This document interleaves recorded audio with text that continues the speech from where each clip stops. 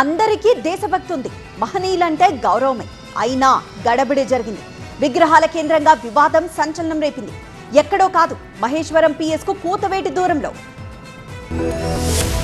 రంగారెడ్డి జిల్లా మహేశ్వరంలోని అంబేద్కర్ చౌరస్తా ఆందోళనలతో అట్టుడిగింది. ఛత్రపతి శివాజీ విగ్రహం ఏర్పాటు వివాదాన్ని రాజేసింది. ఎలాంటి అనుమతులు తీసుకోకుండా అర్ధరాత్రి వేళ అంబేద్కర్ పక్కన శివాజీ విగ్రహాన్ని ఎలా ప్రతిష్ఠిస్తారని ఎస్సీ సంఘాలు ఆందోళనకు దిగాయి. ఎందుకు ఏర్పాటు చేయకూడదంటూ హిందూ సంఘాలు ఆందోళన చేపట్టాయి. ఇరు వర్గాలు నినాదాలతో హోరెత్తించారు. బీఆర్ఎస్ బీజేపీ నేతలు ఎంట్రీ ఇవ్వడంతో విగ్రహం వివాదం పొలిటికల్ టర్న్ తీసుకుంది. అధికారులు గ్రామ పంచాయతీ అనుమతి లేకుండా విగ్రహాన్ని ఏర్పాటు చేయడానికి వీల్లేదన్న పోలీసులు శివాజీ విగ్రహాన్ని గ్రామ పంచాయతీ ఆఫీస్ కు తరలించారు.